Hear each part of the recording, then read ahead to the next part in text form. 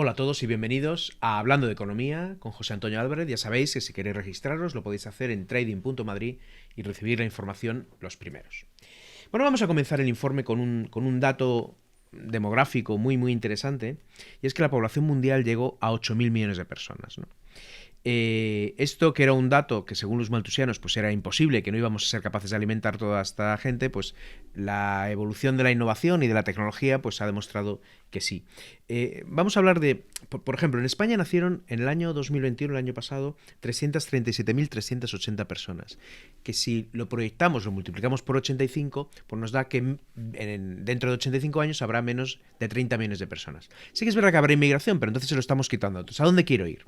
A parar. Que parece que estamos en un punto top de población. Es decir, que la población mundial no va a crecer mucho más y ya empezará a decrecer.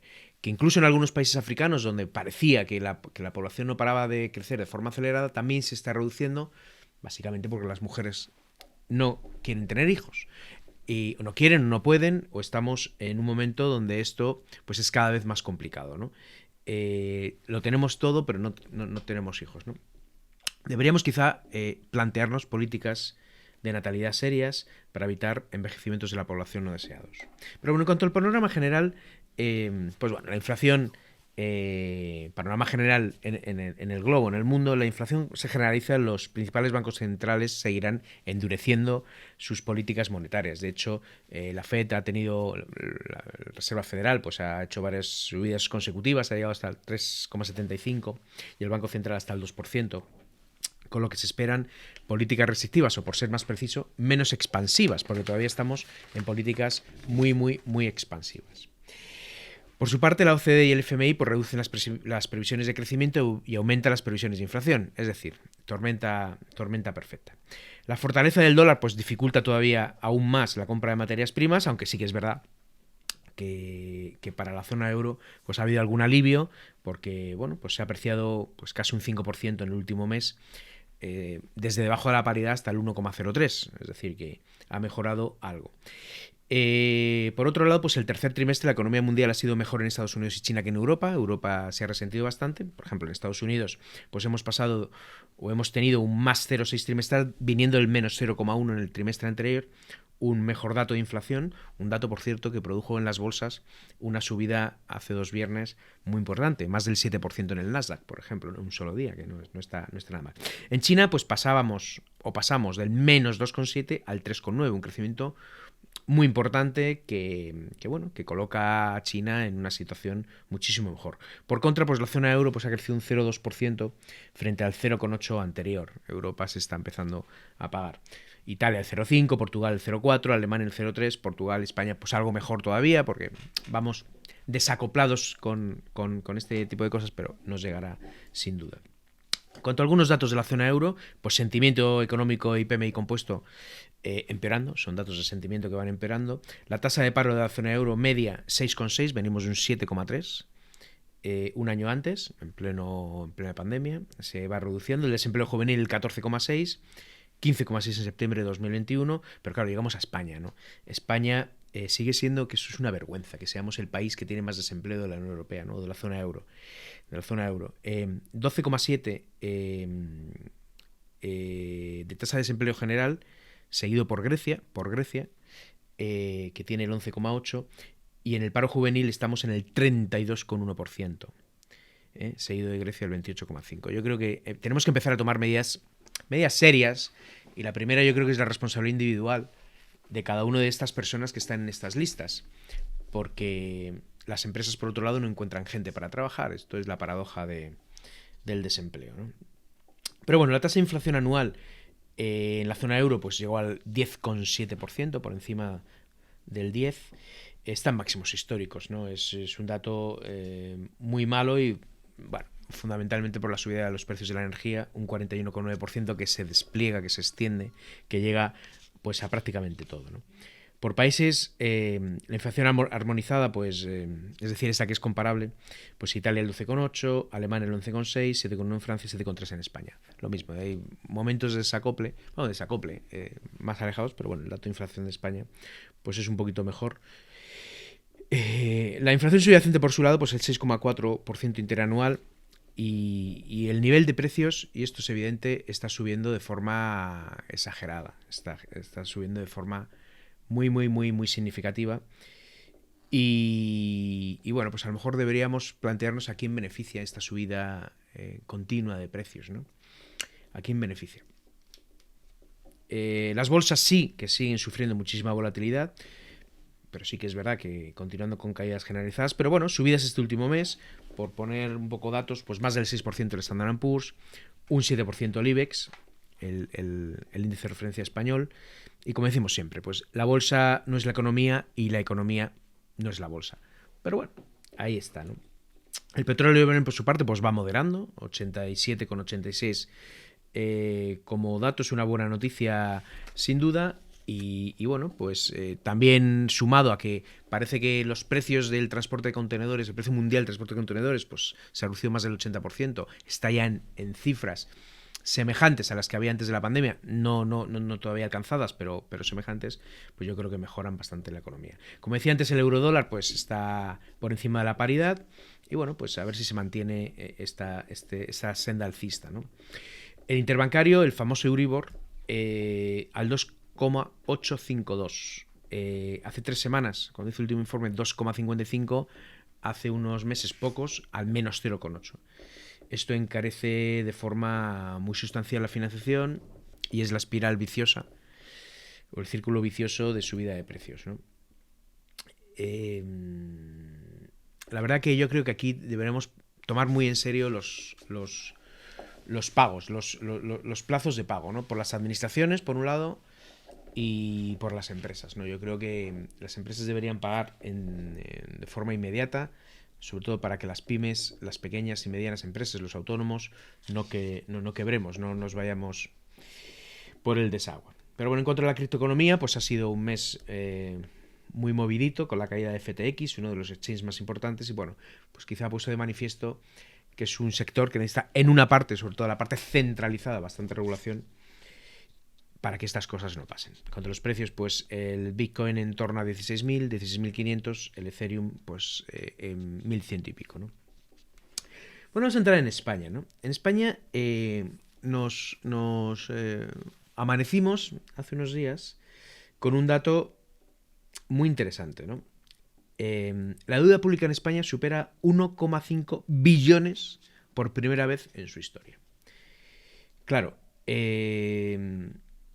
y esto en un año de máximo de recaudación. O sea, estamos recaudando lo máximo, estamos gastando más todavía. Claro, es que en el último mes, en el mes de septiembre, se gastaron 12.000 millones más y 71.715 millones en los últimos 12 meses. 71.715 millones. Para los que ya son de mi edad, el Plan-E en el 2008, 2009, por ahí, fueron 8.000 millones y una salvajada de dinero. Bueno, pues 71.000. Claro, la revisión a la baja de las previsiones de crecimiento de 2023 pues son muy bajas, ¿no? En torno al 1, 1,2, 1,4, depende a quién preguntes, pero siempre por debajo de ese 2, 2,5 que parece que es donde se empieza a generar el empleo. Y claro, pues son datos muy, muy, muy malos de crecimiento. Además, tenemos los fondos de resiliencia pues aún no ejecutados, no sé, o sea, parece que no van al ritmo que deberían. Prefiero no pensar por qué. Pero bueno, y los datos avanzados de la Contabilidad Nacional del tercer trimestre, que se está analizando ahora, pues nos dan un intertrimestral pues muy bajo, ¿no? Hasta el 0,2%, cuando veníamos de 1,5, es decir, 1,3 puntos menos de crecimiento intertrimestral, que veremos si se confirman estos datos. Pero en cualquier caso, el cuervo no canta bien, ¿no? No canta bien. Ha habido una desaceleración de la demanda externa y de las exportaciones, que eran el dato que estaba tirando fuerte, pues se ha reducido. Y bueno, la demanda interna también se reduce, pero bueno, todavía se mantienen el consumo y la formación bruta de capital, ¿no? Con los sectores productivos, pues prácticamente todos, menos la agricultura y la alimentación, desaceleran sus tasas intertrimestrales. La industria ha crecido un escaso 0,1, viniendo del 1,7 en el segundo trimestre. La construcción ha disminuido también a menos 0,1, viniendo del 2,5, es decir, que empieza la cuesta abajo sin duda. La inflación pues sigue su tendencia descendente, claro, no va a subir un 10 sobre el 10 del 10 del 10. Pero bueno, estamos en 7,3, no es un dato comparativamente de los peores, ¿no? El diferencial de precios con la zona euro es todavía favorable a España. Hasta desde septiembre pues la inflación está mejor en España. Sí que es verdad que yo creo que está habiendo una reducción en el consumo, que es evidente, y esto pues contiene los precios, porque además las empresas no pueden trasladarlos a sus costes finales en muchas ocasiones, ¿no? Y esto pues limita la cosa, ¿no? Bueno, ahora voy a hacer un interim, una parte, y quiero hablar de los presupuestos generales del Estado. Hay informes muy potentes de AIREF, por ejemplo, del Instituto de Estudios Fiscales, que resumo en lo que voy a contar ahora, que la verdad que los datos, pues bueno. Los presupuestos generales del Estado 2023 se enmarcan en una fase de desaceleración extrema e incertidumbre, como todos sabemos, y con riesgos que llevan la economía claramente a la baja. O sea, nadie nos engañamos con eso. Una inflación alta, tensiones geopolíticas, que veremos dónde acaban, que parece que esta guerra pues va a durar más y más de lo que esperábamos. Elevado nivel de endeudamiento, como he comentado antes, en el sector público, endurecimiento de las condiciones de financiación, que vienen principalmente de los bancos centrales, al sujetar esa superexpansión monetaria que hubo antes, ¿no? El gasto total de los presupuestos consolidados, Estado, todas las administraciones, se sitúa en 583.543 millones de euros.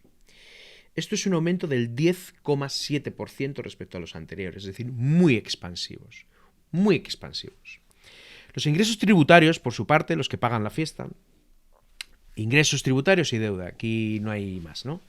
Presupuestados para 2023, 262.781 millones de euros, y son los máximos de la historia. Superan las cifras de 2019, que ya estaban en máximos. Anteriores de la pandemia fueron 2012, 262.000 contra 212.000. Casi 50.000 millones de euros más. O lo que es lo mismo, ante una variación del PIB del 11,5%, es decir, el PIB ha subido un 11,5% desde 2019, la recaudación se encarece un 23,4%. Claro, estos datos arrojan un aumento significativo de la presión fiscal que alcanza el 42,1%. Es una salvajada, una presión fiscal de casi la mitad de lo que se factura, que es el PIB, ¿no? De lo que se mueve, del desempeño del país, ¿no? Es una cantidad muy alta, porque además es que está muy condensado en un perfil de población, las clases medias, que están sufriendo pues el coste principal de esto. Pero por dar un dato, el impuesto sobre sociedades, estima una recaudación que subiría un 7,7%, situándose en 28.519 millones, frente a los 23.000 millones de 2019. Es una subida de un 20%. Un 20%. Desde la situación anterior de la pandemia. Es decir, que en un momento de crisis económica evidente, pues se sube un 20% los ingresos por impuestos a sociedades, ¿no? Que son los impuestos a las empresas. Por otro lado, las medidas fiscales anunciadas, que se plantean en los presupuestos de 2023, de materializarse, supondrían 5.735 millones de euros. Y cabe destacar que de estos 5.735 millones, las empresas soportan 4.235 millones, que es el 74%. Es decir, que esos ingresos fiscales, esas medidas fiscales adicionales, son soportadas casi en un 75%, en un 74%, por las empresas. Entonces, claro, como reflexiones finales, pues en una época con máximos históricos de gastos, apenas se reduce el desequilibrio fiscal. Estamos en máximos históricos de recaudación, máximos históricos de gasto, pero nadie piensa en gastar un poquito menos para por lo menos deber un poquito menos. No estamos en eso. El Instituto de Estudios Fiscales, en su informe, considera que los presupuestos generales del Estado no son, y lo voy a leer, no son lo que necesita la economía española. En un momento especialmente incierto de ralentización económica es importante poner el foco en la consolidación presupuestaria por la vía de la eficiencia del gasto público y atenuar la desaceleración. Esto resulta incompatible con las subidas tributarias sobre las empresas en un contexto de fuertes incrementos de costes laborales derivados de los aumentos de salario mínimo, de las cotizaciones sociales, etcétera, etcétera, etcétera. Por último, además, si los comparamos con Madrid, donde algunos impuestos bajan, la recaudación sube. Es que a lo mejor ese es el camino que deberíamos seguir. De hecho, por entrar en Madrid, los datos que presento pues no han sufrido muchas modificaciones desde el último dato, pero como nos contaba el consejero que estuvo contándonos esto en su visita, en una visita una reunión a la que asistimos, el Standard & Poor's ha subido la calificación de Madrid. Eso es una gran noticia. Para que modifiquen tienen que estar muy contentos con lo que estamos haciendo, ¿no? Fitch mejora la perspectiva de la Comunidad de Madrid. De estable a positiva, claro. Esto es muy importante, porque la financiación es mucho más barata. Es decir, que una región de España se vaya acercando a calificaciones de este tipo, pues es muy importante para la totalidad, para el conjunto de España. No nos engañemos que Madrid es, con mucho, la región más solidaria de España, ¿no? Hay un dato muy interesante que es la inversión extranjera en Madrid, de 21.500 millones, que por tomarle medida a este dato es tanto como todo México. Está invertido tanto como en todo México, que es un país de 180 o 180 millones de personas, ¿no? O sumado Chile y Colombia, en Madrid solo, ¿no? Bueno, creo que nos quedará batallar con el impuesto de la solidaridad, que es un impuesto tremendamente injusto, y además esto es solidaridad, llamarlo así, pues es vergonzoso, pero los impuestos a la riqueza lo único que va a hacer es expulsar a los ricos, que además gastan y producen en España. Bueno, yo creo que por acabar un dato interesante, que el 23% de las empresas de España se crean en Madrid, pues creo que por hoy está bien, y como resumen de la historia, vienen curvas, vienen momentos muy difíciles donde tendremos que estar todos muy juntos, todos muy cerca, todos muy orientados a la productividad, a la competitividad española, en un momento de máxima incertidumbre. Este ha sido mi informe, muchísimas gracias, nos vemos en el próximo Hablando de Economía. Muchísimas gracias.